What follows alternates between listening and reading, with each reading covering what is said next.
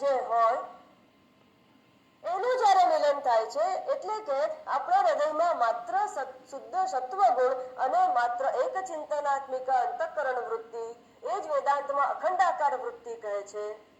આ અખંડાકાર વૃત્તિ નું જ્યારે સંગમ થાય છે ત્યારે જેનો પણ આવિર્ભાવ થાય એ શ્રી કૃષ્ણ પરમાત્મા છે. આ આધ્યાત્મિક અર્થ. અને એ જે પરમાત્મા જે છે એનું મધુરાધિપતે અખિલમ મધુરમ. અને આ રીતે જ્યારે કૃષ્ણ પરમાત્માનો જન્મ થાય છે ત્યારે અવિદ્યારૂપ જે પૂતના હોય છે એનો નાશ થઈ શકે છે. દેહાધ્યાસ રૂપ ધેનુકાસુર છે એનો નાશ ત્યારે જ શક્ય બને છે.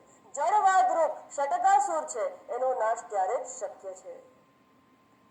વાસનાના વિષરૂપ જે કાલીય નાગ છે એનો નાશ ત્યારે જ શક્ય છે. આપણી અંદરનો જળવાદ, દેહાધ્યાસ, કામ, ક્રોધ, મદ, મોહ અને વાસનાનું જે વિષ છે એને જો સમાપ્ત કરવું હોય, પરમાત્માનો અંદર આવિર્ભાવ કરવો હોય તો શુદ્ધ સત્વગુણ અને વિશુદ્ધ પ્રજ્ઞાને જ મેળવવી પડે. અને આ શુદ્ધ સત્વગુણ અને વિશુદ્ધ પ્રજ્ઞા કઈ રીતે મળે એ જ સાધન ભક્તિ અને સાધ્ય ભક્તિની વાત શ્રીમદ ભાગવતમાં કરવામાં આવી છે. અહીંયા જે ક્રમ આપવામાં આવ્યો છે, શ્રીમદ ભાગવતની રચના જે છે એ ઘટનાત્મક, ઉપદેશાત્મક, સ્તુત્યાત્મક અને ગીતાત્મક રૂપે કરવામાં આવી છે. ઘટનાત્મક એટલે એમાં સાધારણ ચરિત્રનું વર્ણન છે અને ઈશ્વરના અવતારનું વર્ણન છે. સાધારણ ચરિત્રમાં ઇતિહાસ, ભવિષ્ય અને આખ્યાનની વાત કરવામાં આવી છે.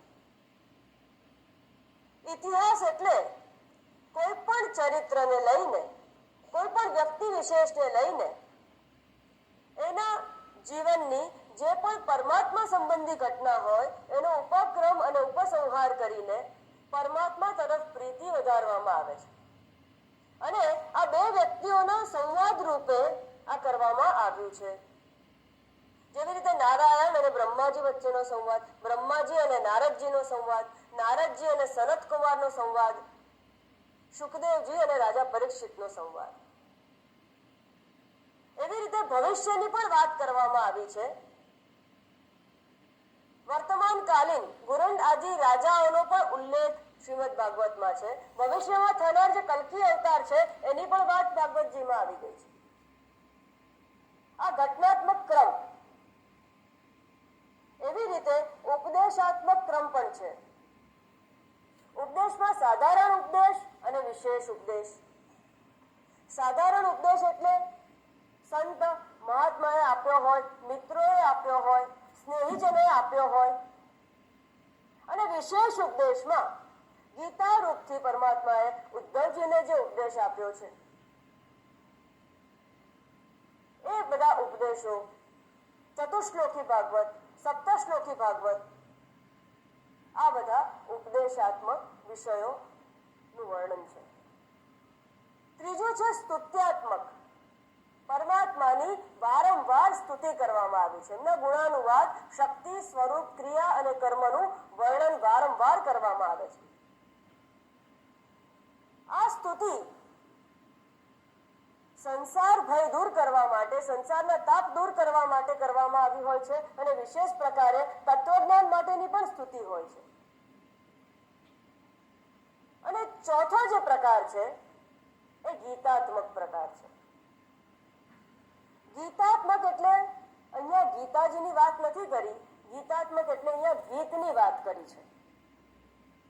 અને આ આખા ભાગવતજીમાં કોઈ વિશેષ વિશિષ્ટતા વાળું કંઈક હોય તો આ ગીતાત્મક ભાગ છે. અંતઃકરણ જ્યારે પોતાની હૃદયની ભાવનાનું સંવરણ ન કરી શકે, જ્યારે રહેવાય જ નહીં, ત્યારે કોઈ એક વિશેષ વ્યક્તિને સંબોધીને કોઈ પણ પ્રકારની લાજ શરમ રાખ્યા વગર માત્ર કોઈ એક જ વિશેષ પરમાત્મા માટે જે હૃદયમાંથી ઉદ્ગાર નીકળી ગયા હોય, જે વિરહથી હોય, પ્રેમાવશ હોય, આતુરતાવશ હોય, કે અત્યંત દુઃખથી પીડિત થઈને જે ઉદ્ગાર નીકળે છે એ ગીત રૂપે શ્રીમદ ભાગવતજીમાં વર્ણન થયેલા છે. અને એમાં મુખ્ય જે ગીત છે એ ગોપી ગીત છે, ગોપીઓનું ગીત છે. 10મા સ્કંદમાં તેની વાત આવશે. નારદજીએ કહ્યું છે ગોપ્યસ્તુ શ્રુતય સ્વયં. ગોપીજી કોણ છે? તો કે સાક્ષાત શ્રુતિ જ ગોપીજી છે. ઉપનિષદમાં જે શ્રુતિ કહે છે ને વેદ, એ વેદ જ સાક્ષાત ગોપીજી છે. અને આડકતરી રીતે કંઈક એવું પણ કહેવા માંગે છે કે ભગવાનના ભક્તોની ભલે જાતિ કુળ ગોત્ર ભલે ઉચ્ચ ન હોય, ભલે કોઈ વધારે સુસંસ્કાર ન હોય, વધારે જ્ઞાન ન હોય, તો પણ એ પરમ પદને પામી શકે છે. અને માટે જ કોઈ પણ દિવસ પરમાત્માના ભક્તની અવહેલના ન કરવી. એવું કરવાથી દુર્વાસાજીને પણ અનંત દુઃખનો અનુભવ કરવો પડ્યો હતો. આ 5 ગોપી ગીત અને 10મા સ્કંદમાં એક ગીત છે કૃષ્ણ પરમાત્માની દ્વારકાની પત્નીઓનું. પણ આ કઈ વિશિષ્ટ ગીત છે. જ્યારે વિરહ હોય ત્યારે પરમાત્માનો આપણે પોકાર કરીએ છીએ, પણ કૃષ્ણ પરમાત્મા સ્વયં હાજર હોય ત્યારે પણ આ અંતઃકરણમાંથી ઉદ્ગાર નીકળે છે. માટે કઈ વિશિષ્ટ છે? કઈ રીતે ઉદ્ગાર નીકળે છે?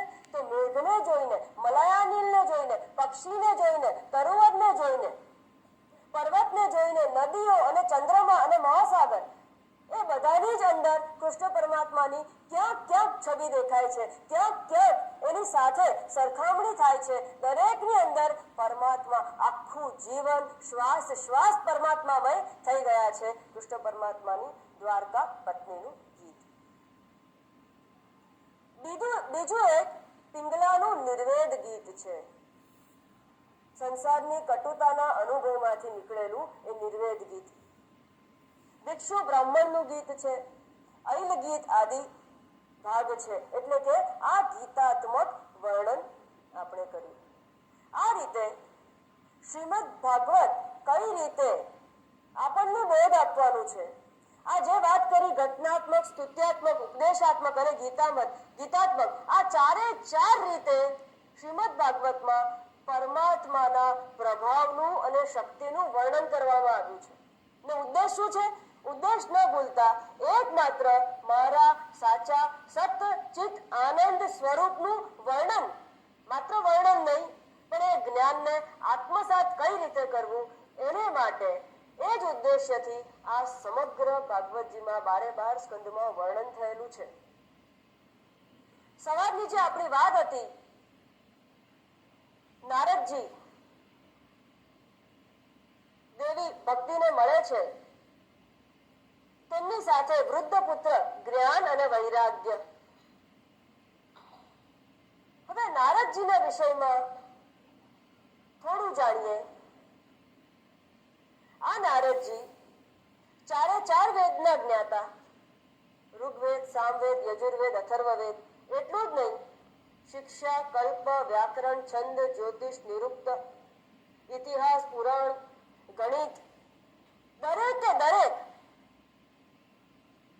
અત્યારે જેટલી ડિગ્રીઓ ભેગી થઈ છે એ તો માત્ર 1% છે જેટલું નારદજી પાસે જ્ઞાન હતું.